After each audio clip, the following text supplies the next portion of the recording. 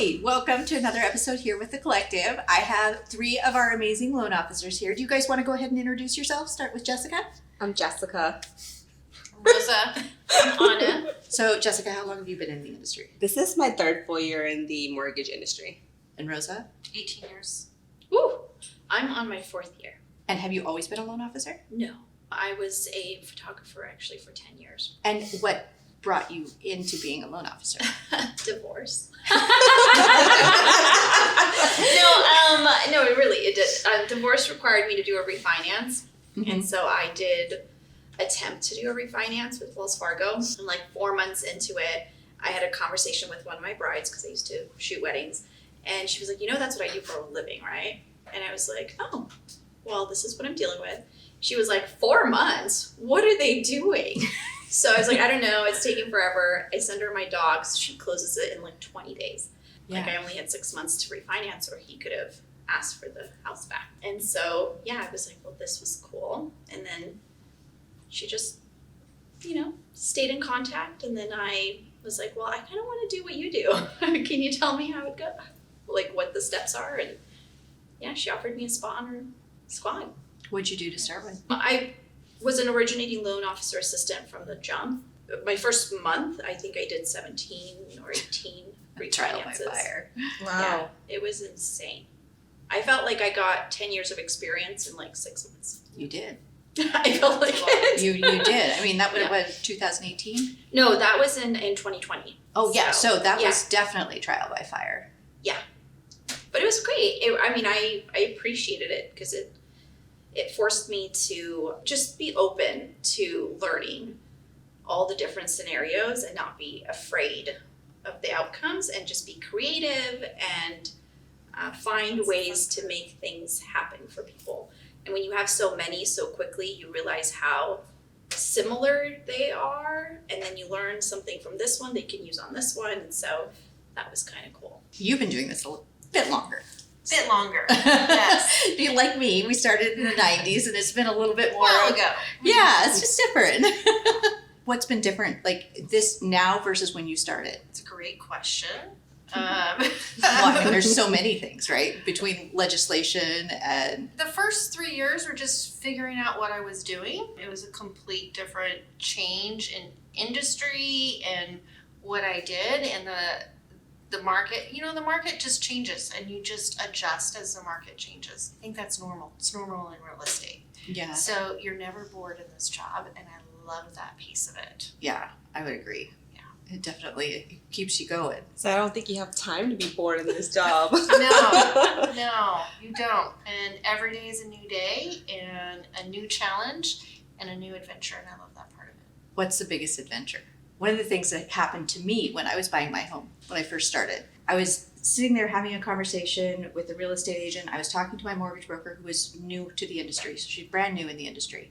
And her processor decided she was a loan officer and was talking to me about rates and was quoting me rates that were 2% higher than the rates that we had initially been quoted, and then the payment was higher, and I was already in contract. And I'm in a Starbucks parking lot and having these conversations, and I lost it. Like tears, drama. I mean, I was sobbing. And the poor agent is on the phone with me like, what is happening, right? Because I don't know what's happening. I even work for a mortgage company at this point. I'm an assistant. I work for a mortgage company and still lose it on my agent. I can only imagine that you guys have had at least one client in tears on the phone. I think more than one, for sure. Pretty common,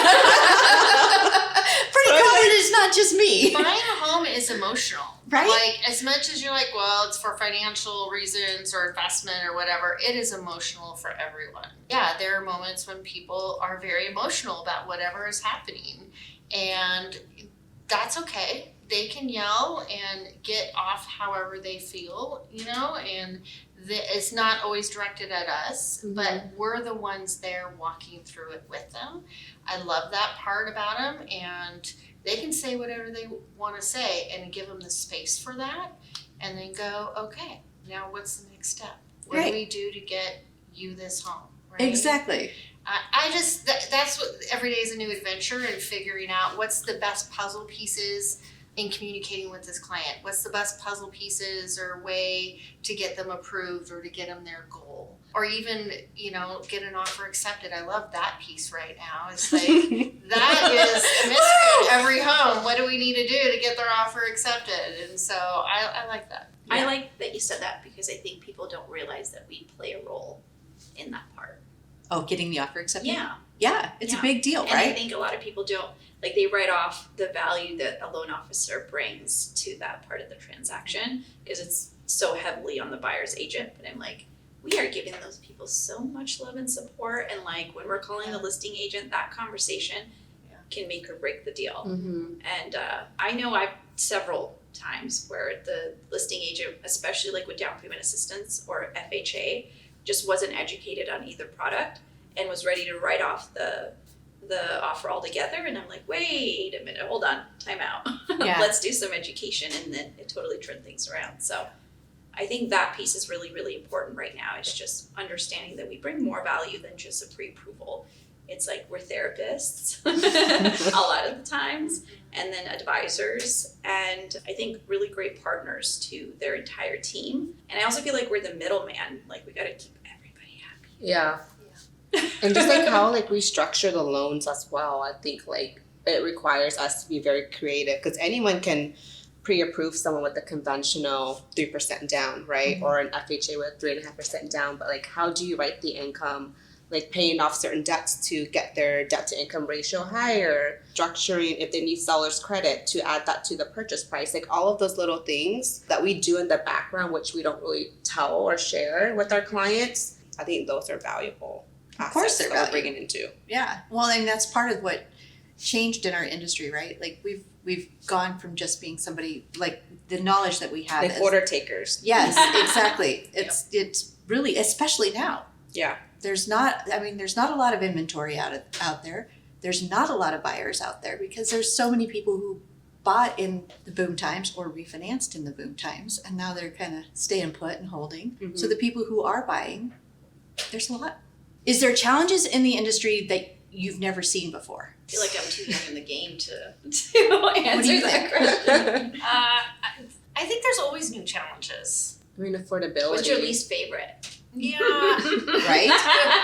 You tell me on it. There's normal cycles in the real estate industry as a whole, but every cycle there is something that's a little bit different. Is this market competitive right now? Yes, but it's different competitive than 2 years ago. Are some of the strategies similar? Yes, but then there's still some different things that we do. So I think every cycle there are new challenges and obstacles. I don't think like anything is bad. Of It's course just not no. my attitude. It's just Yeah. like, okay, what is needed for this client? What is needed in this market? And that's just how I look at it. Yeah, I think I'm starting to like kind of accept things as is. I think that is like the one stress reducer that I've like brought to my life. I'm like, it is what it is. Mhm. We just got to figure out how to work with it instead of fighting with it. What you can control and what you can't control. Exactly. And I think I've also gotten to a place where I'm asking questions that are really outside the box to see if we can structure things in a way that may actually work. Like I had 2 clients that were pretty much like shunned by other banks, and then they came and I was like, well, let's dig in and like let's figure out what's missing, what do we need to work on, and what's our 6-month plan. Because I think having that conversation is what's most important, instead of just looking at their pre-approval and being like, man, you only can go here. And they're like, I can't buy anything with that. Yeah. What do I do? Yeah. And so I think giving them an idea of, well, if you do X, Y, and Z, this is where you can be. Well, I think that's what's winning right now with clients and with our partners is you're meeting with clients that if they haven't already bought a home, there's a reason. Mhm. And they're looking for a plan and some hope. Mm-hmm. Right? And even if it's not today, what can they do to be in a position to buy a home? And that's really important right now. And then keeping them encouraged because maybe they've made 10 offers and they've been rejected. That's okay, keep going, and keeping them encouraged with other buyers. I just had one, she's been looking for like a year and she was literally gonna give up and be hopeless, and she tried again and her offer was accepted and she is just over the moon. And so I tell everybody, it's like, don't give up. There's a home for you. When the time is right, it'll come together. And I feel like that's really important right now, is to keep that that hope alive and that energy and just keep everybody focused on that. When I started in this industry, I didn't think I was going to buy a house. I didn't want to be a homeowner. I was newly married. My husband was like, we need to buy a house. We did need to buy a house. I mean, spoiler alert, everybody really should. It matters, it has an impact. But I didn't think I wanted to buy a house. It's just so much responsibility. There's so much work involved. There's all of these things. And I worked for a bank. I worked for a lender. It was a savings and loan, and I spent probably about 6 months there, and I had that conversation with my boss about like, well, it's such a hassle. Like there's so much going on. And to be fair, then, it was 2001, it was not a hassle to buy a house in 2001. It was pretty simple. It was simpler than it is now. But it completely changed the trajectory of our family life. Like my husband and I have lived in the same home for 20 years. That's a long time and is not common. But buying a home changed a lot of things for he and I. We've had a lot of challenges in our life. We've had a lot of health challenges in our lives. And without some of the opportunities that having equity in our home had, I don't know where we would be. Mm-hmm. And our kids have great opportunities because of it. You're all homeowners, right? Mm-hmm. I've only ever been a homeowner. Really? Mhm. So when did you buy your first home? I was 22. Yeah, I got a condo. I refused. So I'm an immigrant. My parents rented the whole time. I was 10 when we arrived.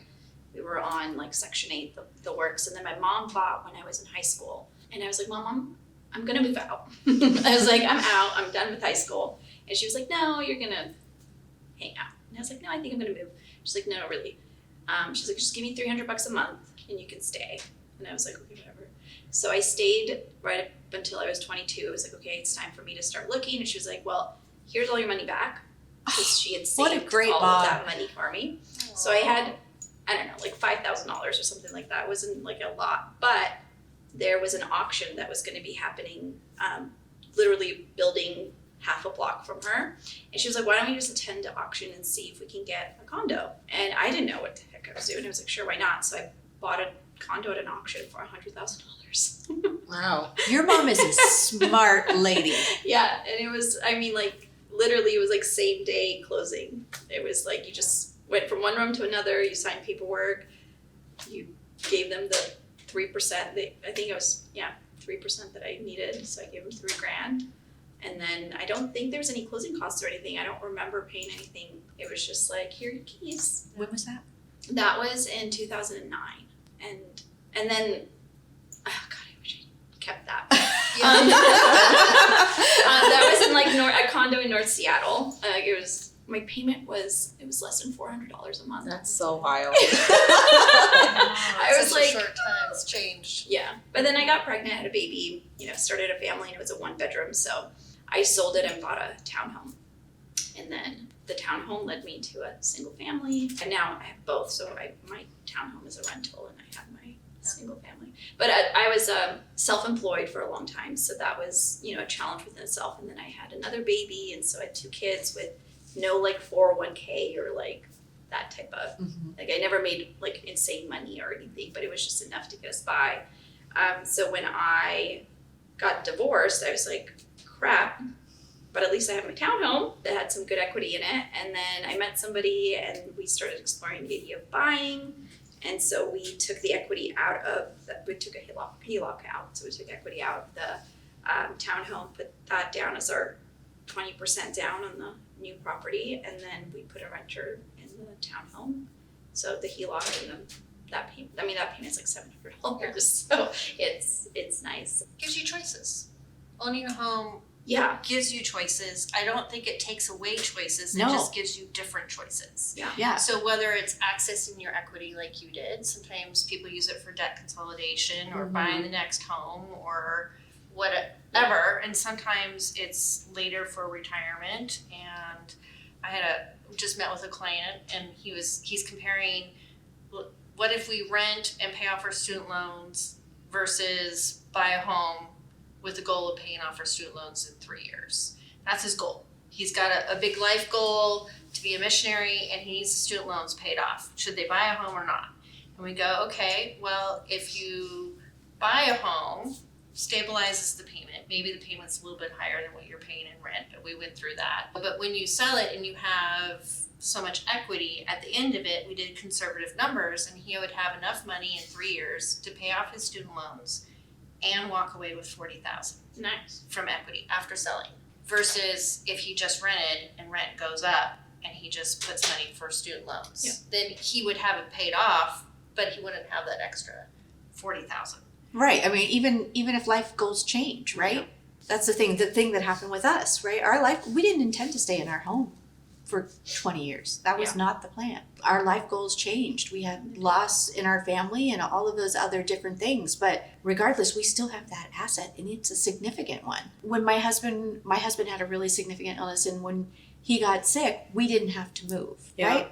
And like that for me, like my parents bought a house when we came to America, and the home that my mom bought, she still lives in, and it's been over 30 years, and that's basically her retirement fund, right? Like they work a job where it doesn't pay them very much, so when she retired, I think her 401k was like $25,000. So I'm so grateful that she purchased this home and took that risk, and now we're just managing that home for her, and she has a place to live, and in the future, if she wants to move out, we can always sell it, and then that's her money that she'll live off of. So Or she could do a reverse mortgage too. Mhm. I mean, she's got options. I right, think the one thing I always tell people, like the worst case scenario is you get to stay there for longer than you might think you're going to. Yeah. Like that's really, And you get to know your neighbors, and Yeah, your kids have their like- best friends, they go Yeah. to the same school, and they graduate from the same school district, and they have all this stability, and well, I can tell it's you, rough. hands down, I would have never been able to buy my single family property had I not bought the other two properties. Yeah. There's no way. Like looking back, I'm like, dang, I would have needed to really bring in some serious dough doing photography in order to make that happen. And not only that, but it gave like I always joke that my rental is the kids' college fund. yeah, But it really That's is not what a it joke. is. That's a real I'm thing. like, I don't have a savings. I'd like to spend my money, but like I know I have that always. And like we were talking about net worth and stuff the other day, and I'm just like crunching numbers. I was like, oh, I'm doing pretty good. And it's all because of my properties. Without them, I would be broke as a joke. But with the property, I'm like, I'm sitting good. It's a pretty big motivator for It doing really the is. job, right? Like, because when you experience the benefit personally, Yeah. and then to work in the industry and see other people experience the benefit. Like I said, I've lived in my neighborhood for 20 years. So have most of my neighbors. And we haven't chosen to stay there. Most of them had plenty of reasons to go. They have great equity in their homes. They've made really good decisions, but they found a place that's safe, that's a great place to raise their family. My kids went to school with 20 kids at their bus stop, and they started kindergarten, and they graduated high school with them. It's unusual. It's not necessarily something that would have happened in most neighborhoods. Yeah. And we had the economic downturn of the 2000s that caused some of the changes that made that possible. Created stability and community. Right, exactly. And it's the entire motivation for why we do the job. yeah. And you have control of it. Because people would be like, well, I can rent a house in a nice neighborhood. I'm like, yeah, but what if that seller or that owner decides to sell that property? Right. And you're in the thick of it. Your kids are like middle school age and they've got their friends. And now you've got to find a different rental within that same community.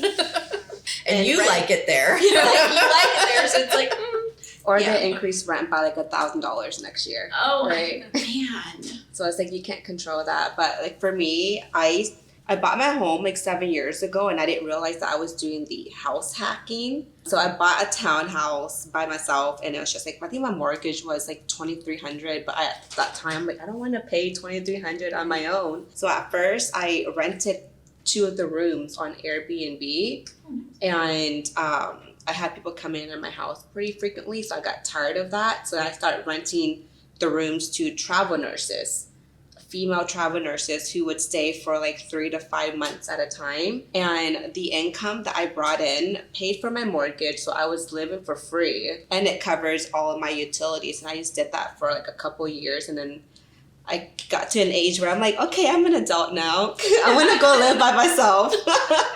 So I just rented out the entire house to like long-term tenants, but yeah, like that home is just low maintenance. My tenants don't ever bother me. And it's just so nice to be able to like look at my house and know that I have a ton of equity in there that I can potentially leverage if I want to.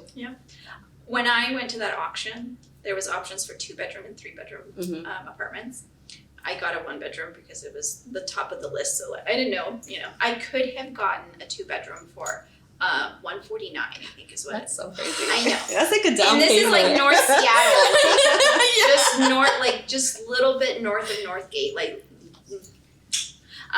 But I was in the moment. I was like, it was just me, and my mom was like, get whatever you can, and so $100,000 in the moment seemed overwhelming. Mhm. But then looking back, I was like, girl, you should have gotten a roommate in that 2-bedroom apartment and had them pay, half your mortgage, if not the whole thing, depending. I don't remember how rents were, but I know they weren't $400. And so I always kicked myself about that, and I always kicked myself about selling it. And so when people say like, hold on to your property, hold on to your property. Yeah. Like Yeah. for real, hold on to it, because it does wonders over the years. And for me, it worked out because I made like $65,000 off of it within 2.5 years. I didn't stay there very long because things started getting better in 2010 and 2011. But man, it's selling for like $450, $475 right now. I know, and I wish like I purchased more properties when I was younger too. Right? So every single time when I'm in a consult with someone that's, in their 20s or their 30s and they want to buy a house, I'm like, do it. Like if you can afford the monthly payment, just do Yes. it. You can always house hack it. There's so many different opportunities that you can do with that specific home. So if you qualify, you're comfortable with the monthly payment, just do it. Live below your means for a couple years. And then, repeat that process every couple years. I wish someone told me to do that in my 20s. Me too. And I spent my money investing rather than doing all the things that 20-year-olds do. Yeah. Which I'm not going to say. I think as a mom now, because I've got 3, I'm like, I'll co-sign for you guys. I don't Mhm. care. We'll figure it out. Like, we'll figure it out, but you're not stepping out of this house and gonna go rent somewhere. Like, Yeah.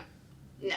Like, that's just, if I have to buy it and have you live in it, that's fine too. But like, we're not doing that game. Yeah, It's such a waste of money. Like, I always tell people, I'm like, how much do you pay a month? Okay, times that by 12. And then when they see that number, I feel like it like gives you more perspective of how much money you're literally just like, boop, throwing away.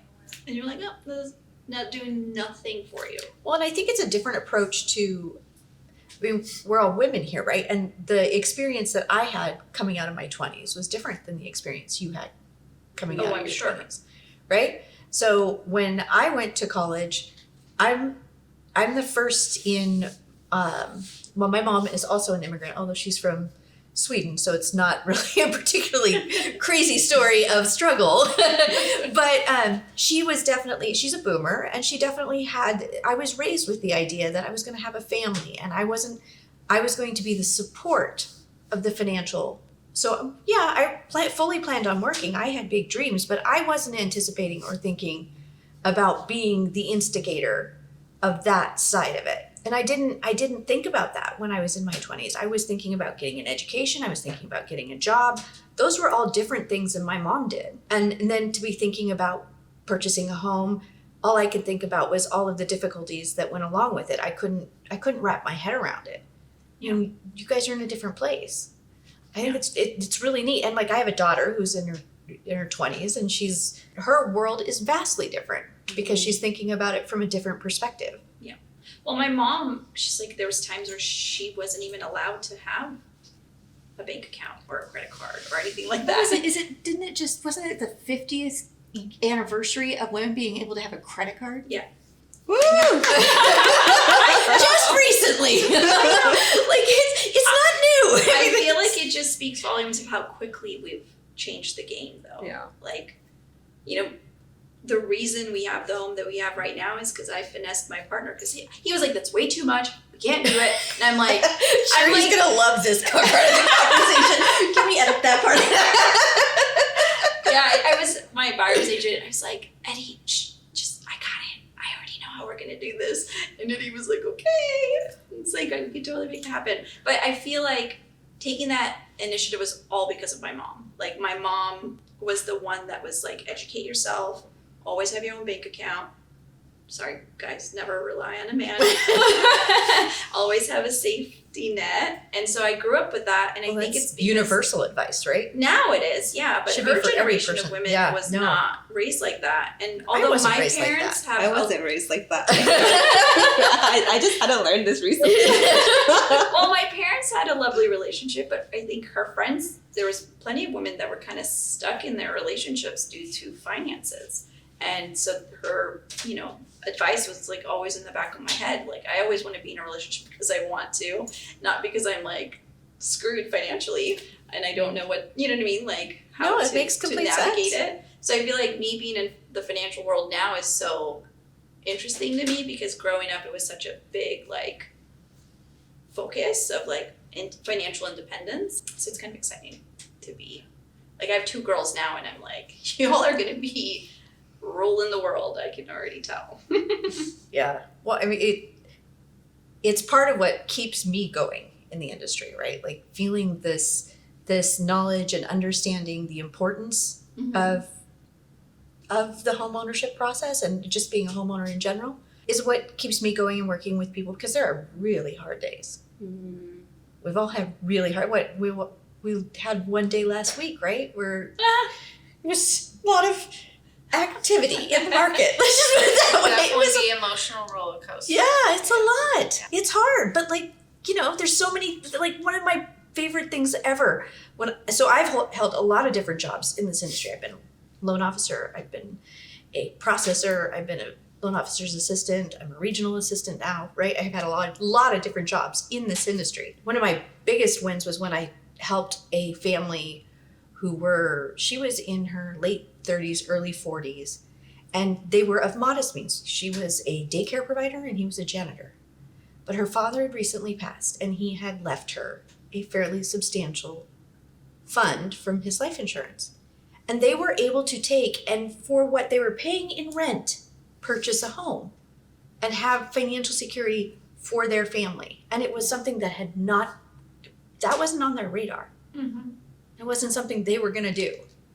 And I'm sure that changed the trajectory of their family's life. Absolutely. Yeah. So, most people don't necessarily buy homes for the financial side, although now that we own homes, we see that more, plus we're in the industry. But I mean, when we bought a home, it was, the financial side wasn't even a thought. It was, we wanted stability for our kids. 100%, that's why we wanted it. And then I was talking to a client the other day, and I ask all my clients, why do you want to buy a home? Why is that important to you? Because it tells you a lot about them so that you can align with their goals. And she literally started crying, and it was all about stability for our kids. Yeah. And they're like, whatever we need to do, we need to bring this security into our family. And I just love what I do. Right? Because that's so meaningful in their lives. Yeah, it's huge. It's a big part of it. I took time off to raise my kids. Took time to be at home and to be with my kids. And when it was time to transition back to full-time work, where I wanted to be was here. It's because this is what gives, it's what I felt gave my family security. My kids grew up in the same neighborhood their whole life. The kids around them, their parents were homeowners too. They were vested in that place. The school was a safe haven. It was a safe place for them to be because the people around that school were vested in that community, and most of them own homes. So I was really driven to come back to it and to be a part of it. Now, both of you had careers outside of it. What were you doing before you came into this industry? I worked in corporate. So I worked at Zillow and Microsoft for a decade. While it was nice to work in corporate, but I just didn't love what I do and I just didn't feel fulfilled. I didn't want to have to report to anyone anymore. And on top of that, for me personally, it's more of like a financial driven where I just didn't want to be capped out on like how much I can make as well. And that's the reason why I got into mortgages. So my brother got his mortgage license and did it part-time on top of his full-time job. And I was like, if you can do it, This is easy peasy. You know? So then I was just like, okay, I'm gonna do the same. So I went and got my license in a month, and then I connected with a guy that I used to work with at Zillow who had a branch over in Renton. Hung my license there, worked with him for 6 months, and then I connected with Ryan. Mhm. And that's how I got into like Caliber / cross country mortgage. But after 6 months, I was like, this is so fun. I'm gonna quit my job now. Jessica is really selling herself short because 1 month to get your license, I know. that exam is not easy. Yeah, I definitely crammed it. But I'm the type of person where like if I need to do something, I need a short deadline or else I would never get it done. So I need to get it done in like a week or a month or I would never get it done, period. Works out well that most contracts are 30 days. Huh? Yeah. No, I try to close the loans in 15 days. Like, let's just get this done ASAP. Yeah. How'd you feel about when the licensing process came up with our industry? Because that was a big transition for me because when I left, we were not licensed. Didn't need to be licensed. Did not Oh, need wow. to be And then licensed. Yeah, That that was- changed the industry, and we all had to be licensed, and everybody was worried about it. But I'm a good test taker, so Yeah. I didn't have a problem. Yeah, And I think it's good. I think it's Yeah. good that we have to do some training. Yeah. This is the biggest purchase of anyone's life. Mm-hmm. Biggest financial decision. It is probably wise that we know a little bit of what we're talking about. right. It seems crazy, you know. I think that one of the things that's really great about the licensing is about how much more accountability it made for lending, Yeah. right? Well, so this weekend I was at my niece's birthday party, and my brother-in-law was talking about their experience buying a home in 2006 or 2007. And so he was like, we were only approved for like 150, but we found a house for 375. So I just went back to the lender and was like, hey, this is what we're looking to buy. And he was like, all the lender asked was like, well, can you make the payment? And I said yes, and they gave us the loan. And I was like, all right, well, that's why we had the boom in 2008. And The no everything income verification. like, none at all. And now I'm like, A little different. I could not imagine doing business like that. Mm-hmm. Like, it gives me anxiety. Like, how many people are set up to fail? Right. Like, my A moral lot. compass is like, ooh, there's no way. But it was an entirely different environment, Yes. right? Like, and we learned a lot. I bet. I mean, I can't imagine going from that To what it is. to what Like, it is now. Yeah. You must have been like, It was very different. Yeah. It was like, okay, you got a good credit score and you don't need any money down. You don't need any documents. You're good. You're good to go. Here we go. It's So fine. wild. It's probably why you got your condo, though. Well, it's an Yes. auction. Yes, Yes. I know, because properties were Oh. bank owned in 2009, and they were like, "Here, take it, take it, take it." So what happened with that property is I think it was purchased in like 2006. Uh-huh. They renovated it, and then they were gonna go on market, but that crash happened, and then they didn't want to put it on the market, so then they waited a little bit, and it still wasn't, value wasn't there, And- so then they just put it out on out for auction, and I just lucked out. I mean, it was the wildest way to buy my first house. It was the market. But it was the great. environment. It was great because it gave me this like I think there is this idea of like a 30-year commitment that sounds so scary to everybody, right? Like, oh my God, I'm committing my whole life to this one place. But me having to do it so quickly and then selling so quickly and buying something else, and then it just made me realize I'm like, there's really no 30-year commitment. Like, yes, you're signing this contract, but you can sell it anytime, you can rent it, you can move. It's like you're stuck in this one space for 30 years. But there's this undertone of like, Well, I that's mean- what you're doing. There's reasons why people have that fear, though. Like, I mean, think about that person who might have bought that property in 2006. Oh, absolutely. Right? But then, worst case scenario, I would have lived there for an extra few years. I maybe bought a home 5. in 2006. Yeah. Did you? I did. Oh, do tell. Yeah. But it was the home that we raised our kids in. Oh, So Yeah. we were fine with the payment. We agreed to that when we bought it. Yep. We were there for 10 years, Mhm. worked perfect, and we sold it for $200,000 more than we bought it for. So it didn't matter that the value went down. Mm-hmm. It, No. it was fit for our family. It was fine. I love that. I like to buy at the worst time. But like I said, I don't buy it for financial reasons. And I'm fine with that. Do you still have it? No, we sold Or that. sold it? Yeah, about 5 years ago. Maybe Yeah. a little bit more than 5 years ago. You know what? At some point, time just is all relevant. I know. I found a new, better family home now that I don't have kids at home. Isn't it nice? It stays Your clean. needs change, Yeah. you know? It goes so fast. I know. Mine's going, like my oldest is going to middle school in September, and I'm having some feelings. Oh. Yeah. I'm not ready. It's a milestone. It Middle is. school. It is. Yeah. And he's like getting taller, and I'm not very tall, but he's almost as tall as me. And I'm like, dude, in a year and a half, you're gonna be towering over me, and you're gonna have a whole life outside of this house. The last time I was in the back row of the pictures in our family was when my son was going into middle school. No. Yeah, that was the last time I got to stand in the back.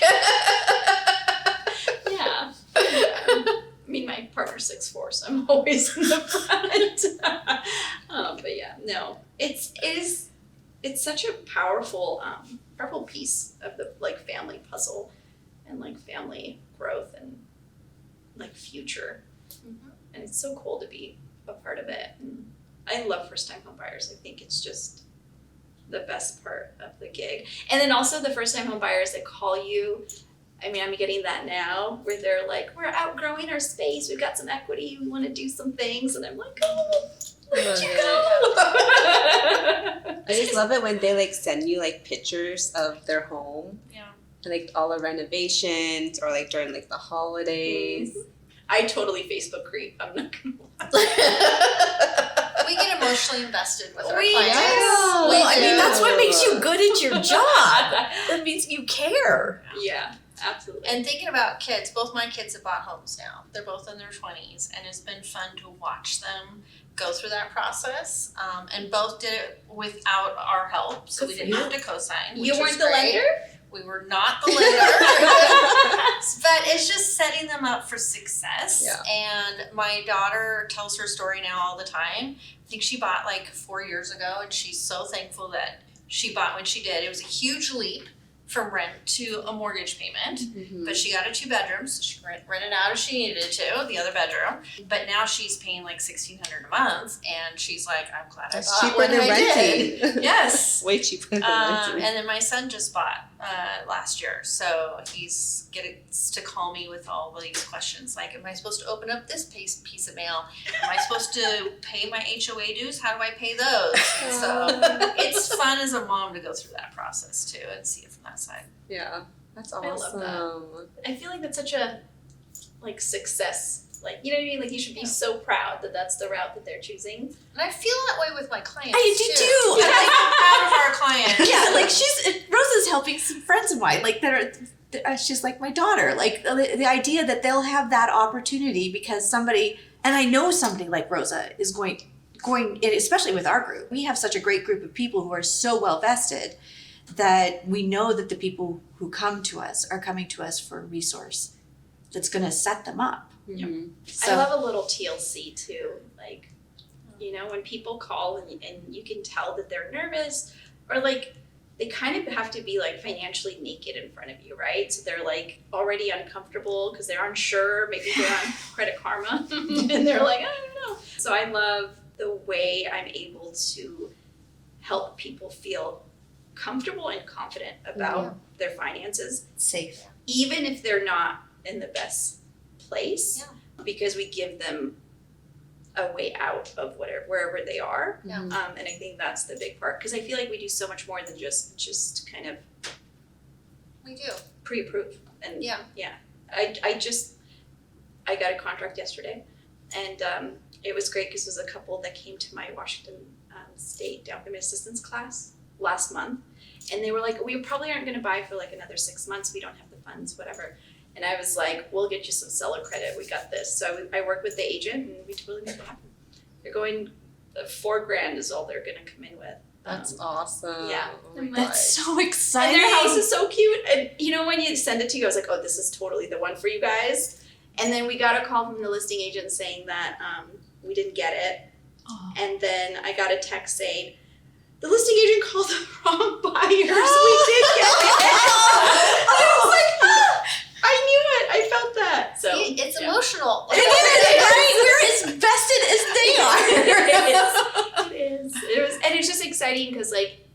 a month ago they were like, it's not happening for Mhm. us.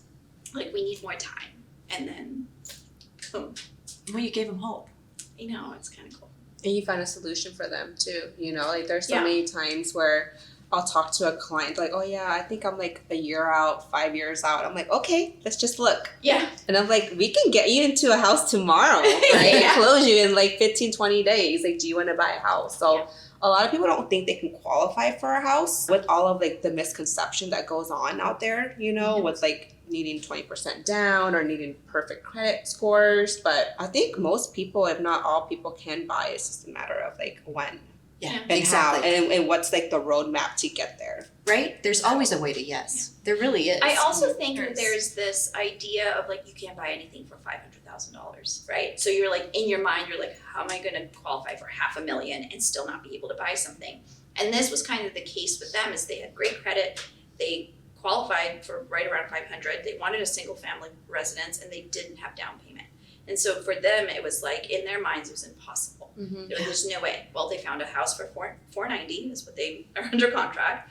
They got down payment assistance through the state, and they got $10,000 in seller credits. They're literally just coming in with their earnest money, which is $4,000, which I'm pretty sure they're gonna get back at Yeah. least like $1,300-1,400. So It's totally possible. it's totally That's doable. crazy. You can buy a house for less than $5,000. See, I know. The lowest I've had was $475. That's the lowest closing costs I've ever done, and that was pretty rad. That was hard work. That was That was hard work. That's a little awesome. finesse. Yeah. I personally would try to go like the multi-unit route.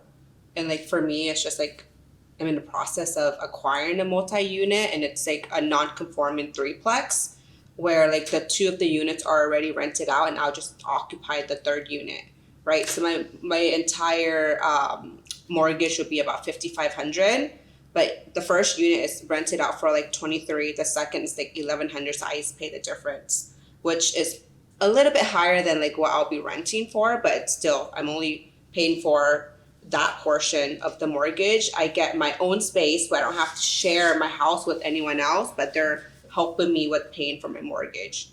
And I'm topping that with a 3-2-1 buy down. So therefore, like my mortgage the first 3 years is significantly lower. So I'm cash flowing about like $700 to $1,000 the first 2 years. So I can pocket that money, put it into like a savings. So I think the multi route will be beneficial. I'm for you seeing guys. a lot more creative options. Mhm. Looking at it, one, the affordability. Like, do you have a higher payment but keep more money in reserves? Do you go with like a temporary buy down to have a lower payment for the Mhm. first couple of years, right? Go with a smaller house but in the area that you want. Go with more of the house that you want but you go further out. But even beyond that, I see families coming together. I Mhm. see friends coming together and buying together. I just got a call the other day. A lot of families coming together, but I have 3 couples pre-approved, all around like $400,000. It's hard to find a $400,000 home.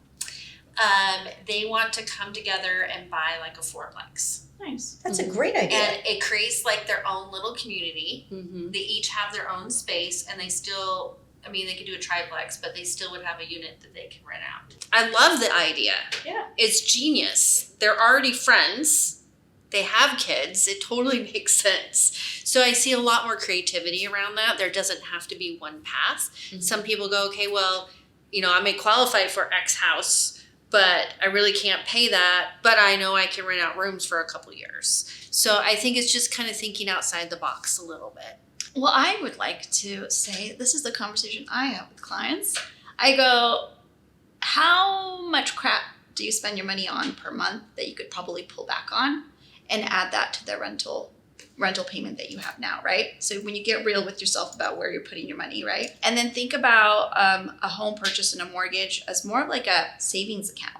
Like a savings account is probably going to give you, let's say, 3 to 5% in return annually, and that you're forced to put your money into, and that you're building something for the future. So when people tell me like, well, I pay $2,500 in rent and that's all I want to pay in mortgage, I'm like, well, you're throwing $2,500 away every month So why not put $3,000 or $3,500 or $4,500 towards a mortgage, knowing that a big chunk of that is going towards your principal balance, which is coming down, every month, which means that your equity is going up.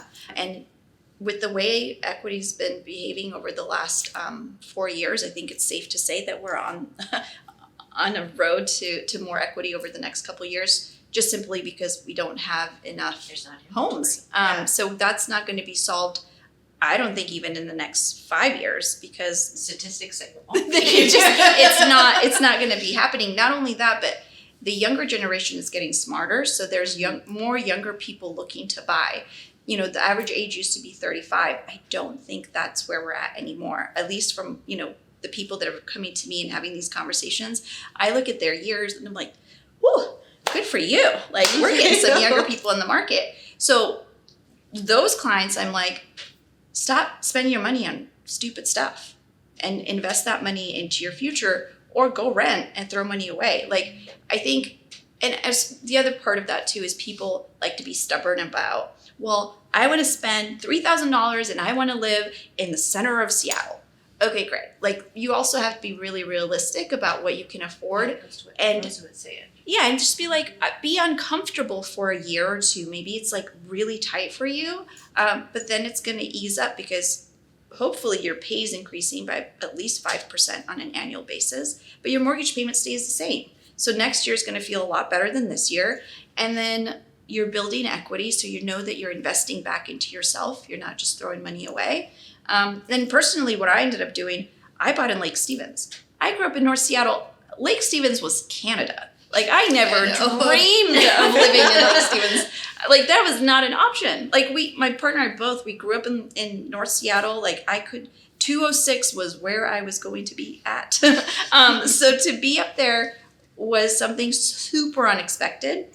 And I'm 3 years in now. Best decision I ever made. Hands down. Like, the best. So. But all of that only comes after you have that vulnerable conversation that Anna talked about. Because if you have that vulnerable conversation with your loan officer and you say, hey, this is what I want to spend. Yep. And they don't say to you, well, let's take a look. You're not with the right person. Right. Like, what it really comes down to is like, look, these are all really creative ideas, and they're great because, I mean, seriously, all of them matter. Getting rental income and then cash flowing on a property, that's huge. Going to live, like what you were discussing, is essentially my retirement plan. My best friend and I, like, we've talked about the cul-de-sac for years. That's what's gonna happen. We're all buying a house right in that area. That's where we're gonna live. But all of those ideas, they all are, the foundation of them is having that candid conversation. I think the biggest obstacle to homeownership is fear. Mm-hmm. Absolutely. And it's literally the fear that prevents you from even talking to these people. Yeah. And I think it's fear of your own financial situation and having someone deny you. I think that's a big thing. Like, feeling like you're going to get denied or you're not going to get what you want. And so you just don't even want to try.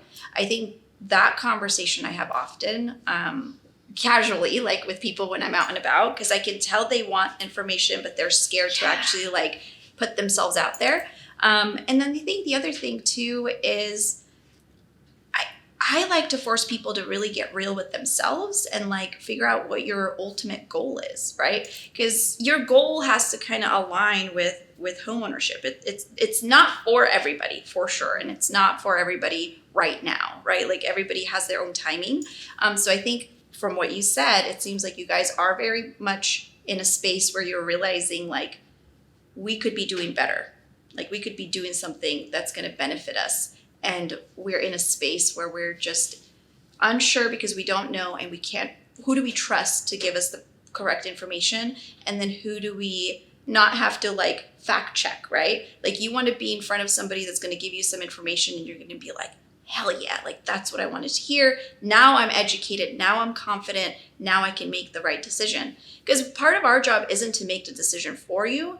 It's to build your confidence and educate you so that you can make a decision on your own that in the long run is going to, benefit you. Our job tremendously. Is to serve the best interest. That's what our license is all about. Yes.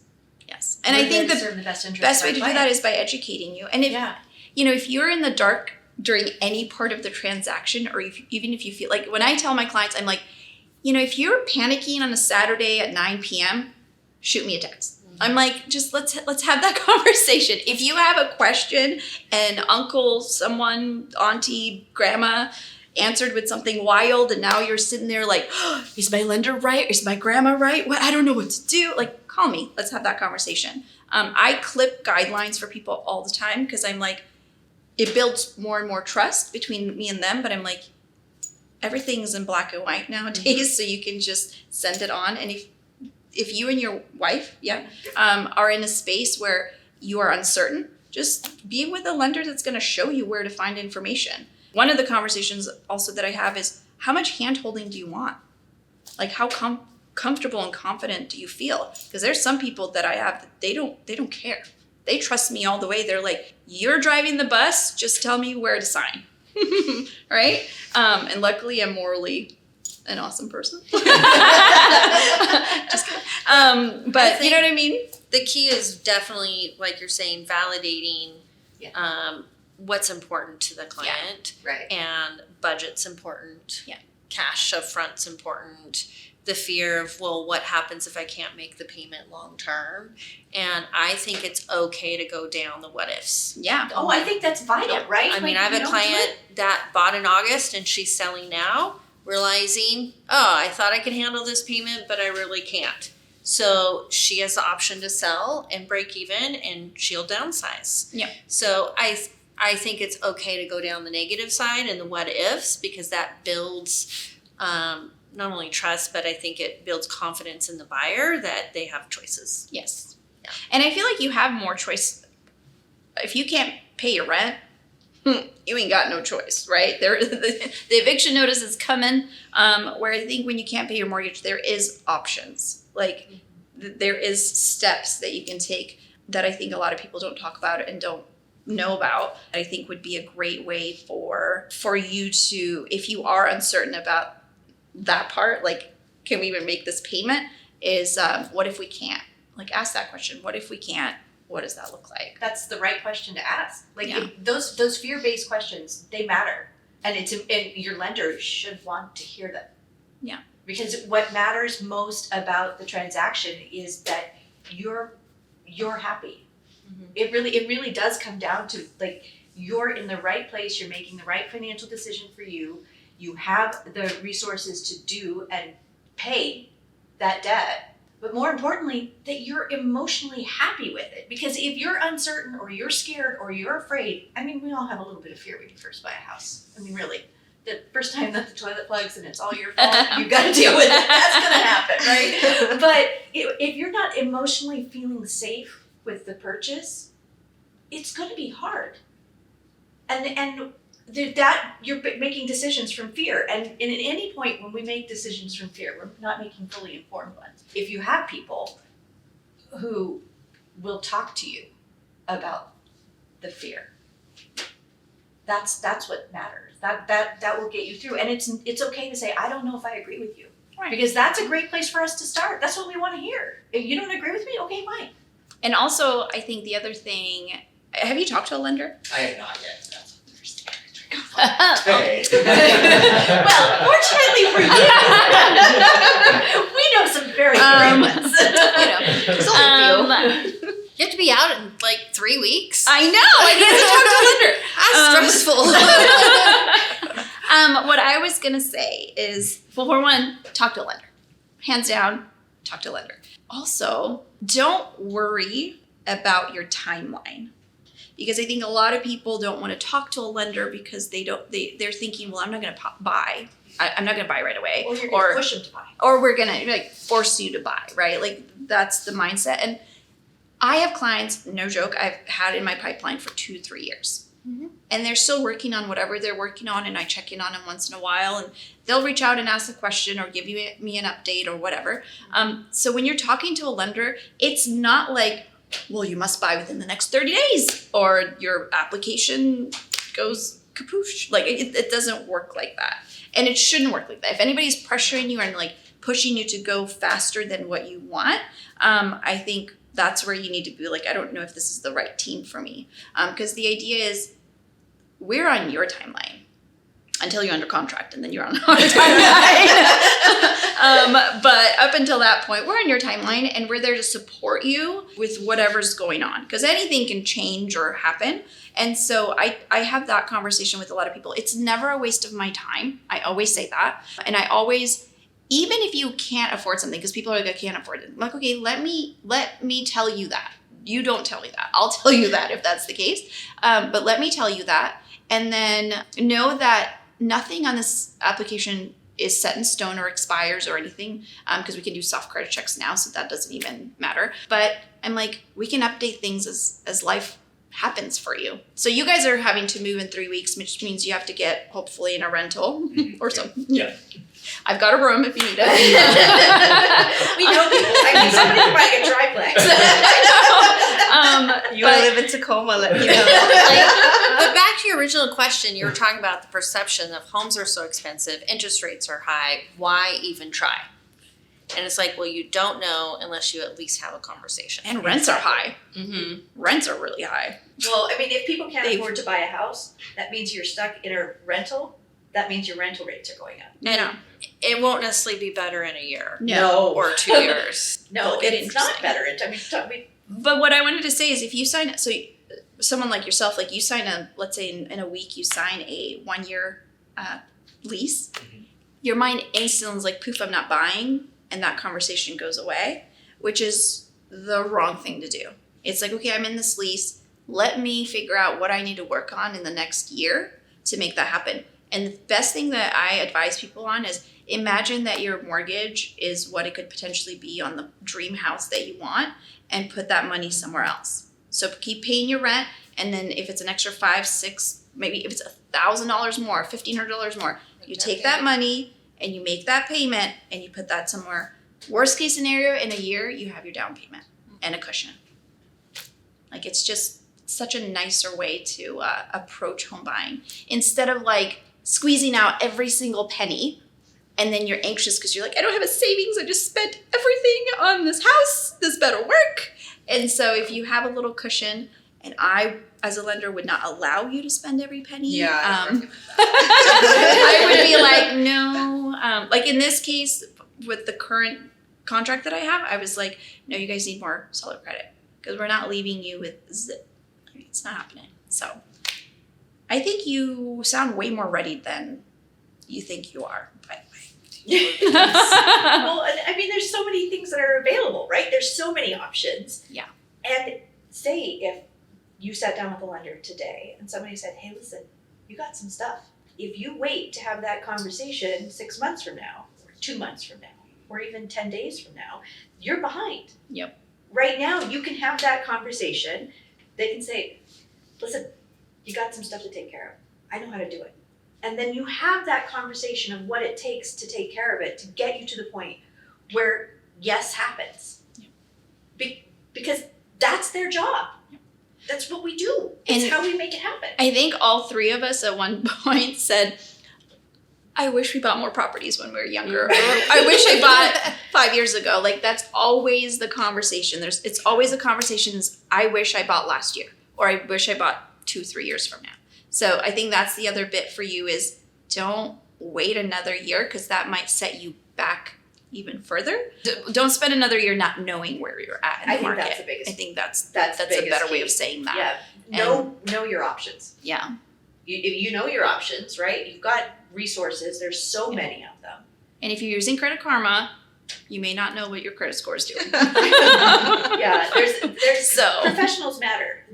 yes. There's a reason why lenders, face-to-face lenders, exist in an era of technology. There's a legit reason. Because if all financing a home is taking an order for you to get a loan, there'd be like 9 people who get a house. Right? Like, it's not that simple, and it's not that straightforward. And yeah, some people are very, very fortunate, right? There are lots of people who are very fortunate. They didn't have to take out student loans to go to school because their parents could pay for college. So then when they graduated from college, they had a great job. They had lots of finances and money, and they could save their money, and they could put the 30% down that they were 20% down that they wanted to put on the house in the neighborhood next to their parents or way on the other side of town from their parents.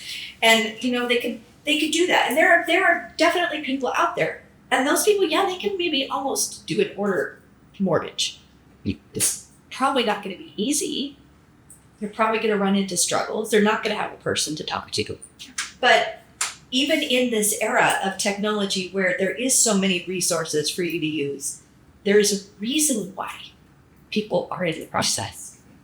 And there's a reason why people stay in the industry for 20 years. I mean, it has value, and it's not just about the money. Interest rate. Yeah, or the down payment. Yeah. Location of the house. Because if that was the case, then, like these crazy online lenders, that's all there would be, right? And also, people are like, why would I not go to a big bank? It's like, well, that person's not even licensed. And that person's taking orders. That person has a list of people going through their pipeline because they're on an hourly rate or whatever. Like, they don't have the emotional investment. I think that we've all said that. But they also don't have their reputation on the line, right? Like, when somebody's reputation is on the line, they're going to probably make sure that you get the best service you possibly can. And that your loan closes. I myself almost lost my single family home because of Bank of America a week before closing. Yeah. So I have that story, and I can tell you it is not worth the stress. And I was like in the industry, I was a loan officer at the time as I was doing it, but I went to them because they had an insane program. Yeah. That was like giving $22,000 in grant money, and like the rates were insane. Right. Come to figure out by the end of it, there was a reason why it seemed too good to be true, because it was. And then luckily I had my team close us in 7 days, but if I didn't have my team, I would have totally lost my house. So there's a lot of value in coming into a boutique style lender. Well, I mean, the difference here is that we work for a good company with lots of good options, right? Ton of resources. Right. It's amazing. And also, we have ownership of what we do. Mhm. You guys have ownership of your own business. Your clients they're yours, right? And everything you do, they refer you. The experience that our clients have here is that we have this great umbrella with our company, but we all take personal ownership over our individual clients. So your relationship is there. It goes right back to the whole process, right? Where we get the pathway to yes. Yeah. Awesome. Well, thank you so much for answering Long that. story. Yeah.